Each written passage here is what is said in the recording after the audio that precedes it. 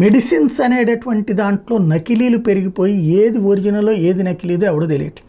ఇక భవిష్యత్తులో ఎవరన్నా ఇప్పుడు జ్వరానికి థర్మామీటరు, అదేది డిజిటల్ థర్మామీటర్లు, డిజిటల్ షుగర్ ఇట్లాంటివి కనుక్కున్నట్టే ఎవరన్నా మందులు కూడా ఒరిజినల్ ఏంటి, లేకపోతే దాంట్లో కాంపోనెంట్ ఏముందో కనిపెట్టే మిషన్ ఎవడన్నా కనిపెడితే బెటర్ ఏమో. ఎందుకంటే ఏది ఒరిజినల్లో ఏది నకిలీదో తెలియట్లేదు.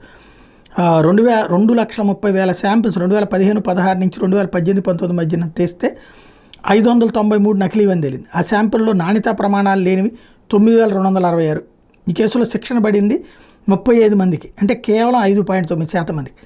2024 నవంబర్లో కేంద్ర రాష్ట్ర ఔషధ ల్యాబొరేటరీ నాణ్యతా ప్రమాణాలు లేనివిగా తెలిసిన మొత్తం శాంపిళ్ళు 111. ఓవరాల్గా పేరుకి ఇప్పుడు ఒకటి మందు బాగుంది అని మనం అనుకున్నామంటే దానికి డూప్లికేట్ వచ్చేస్తుంది. అట్లాంటి పరిస్థితులలో నష్టాలు కష్టాలు ఎదురవుతున్నాయి సామాన్య ప్రజలకి.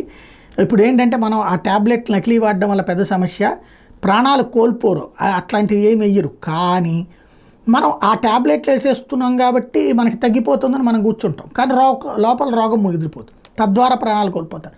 ప్రాణాంతకమైనటువంటి అంశాలకు సంబంధించినటువంటి మందులలో కల్తీ అత్యంత ప్రాణాంతకం.